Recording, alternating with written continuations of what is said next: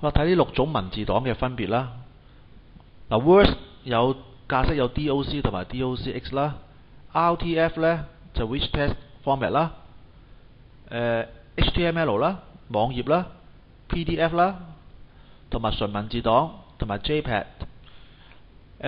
用啲咩軟件格式呢？嗱，DOC 通常 Microsoft Word 嘅格式，新版本係 DOCX 㗎。DOCX 呢係可以 compatible 呢就同舊式，即係話新式嘅檔案呢係可以轉翻舊式嘅，舊式就唔可以變翻新式嘅。HTML 通常係網頁用啦，所以 Web Page。PDF 通常係 Acrobat Reader 開嘅，純文字都通常係 Notepad，係純文字嚟㗎，冇圖片㗎，冇間線啊，冇 format 㗎。JPEG 呢都係啦 ，JPEG 就係唔可以改啦，係一個純圖片嘅編輯工具。file size 邊個最大呢？係 Rich Text。第二就係我哋嘅 Words。第三大呢？第四大呢就係 PDF， PDF 就好大下㗎，比圖片係容量大㗎。第5呢就係 HTML， 第6先至圖片，最少容量就係純文字，因為乜都冇㗎。而跨平台方面呢，基本上呢係呢個 Word 係冇跨平台㗎，即係你其他軟件未必開得到㗎。而 Rich Text Format 呢係可以開得到，係局限於唔同嘅文字軟件，譬如 Microsoft Word 可能第二隻牌子㗎，譬如 WordPerfect 啊，可以開得到㗎 Rich Text。而 HTML 呢就係瀏覽器，可能你係用 IE 啊、Safari 啊，任何嘅瀏覽器都睇得到㗎，跨平台啦。PDF 都係㗎，任何嘅平台都開得到，只要有軟件，有呢個 Acrobat Reader。純文字檔都係可以隨時開得到，JPEG 都得。係 Word 係唔得嘅跨平台。格式保留方面啦，基本上呢全部格式都保留，唯獨是純文字係冇格式。JPG 都係冇格式㗎，即係你唔會保留到嗰個因為佢改唔到㗎，冇字改得到㗎。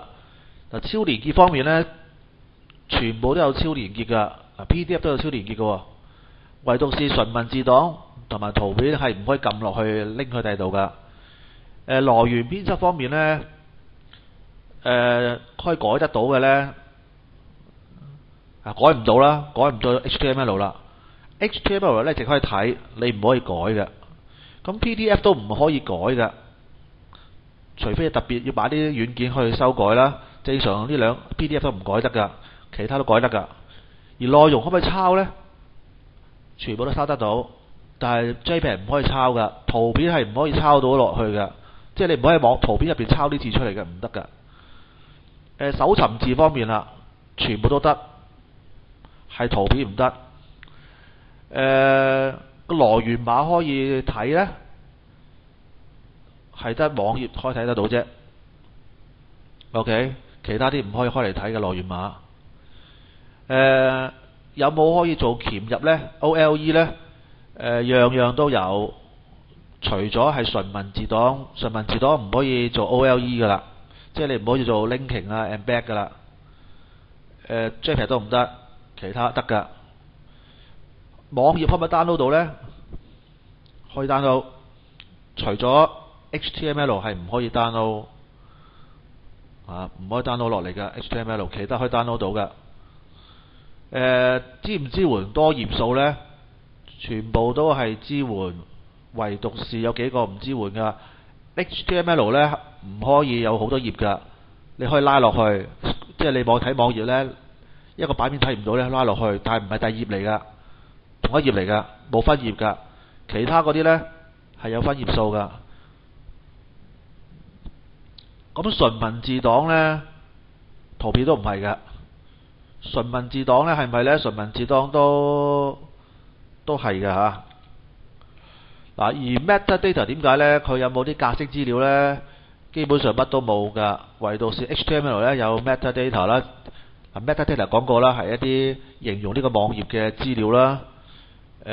PDF 都有啦，其他冇㗎。縮圖有冇呢？縮圖全部都係冇，唯獨是 JPEG 先有縮圖嘅啫。long scrolling 點解呢？即係話呢個 scrolling 啊，可唔可以拉啊？拉落去呢？嗱全部都係有噶，但係唯獨是 PDF 呢，就唔係唔拉唔到，係拉得到，不過呢，要拉好長嘅，係唔可以嘅。即係話如果你有100頁嘅 PDF 呢，你拉落去呢係好慢嘅。所以 PDF 呢，就唔好做喺通常網頁呢就唔好睇 PDF 啦，因為呢，你慢慢拉落嚟呢係慢嘅，所以 download 咗落嚟先至用嗰啲 iPad 睇最好噶啦。通常呢 HTML 呢就最好用噶啦，啲網頁呢你可以 scroll 落嚟容易啲嘅。嗱，呢個就係你哋要明白個分別啦。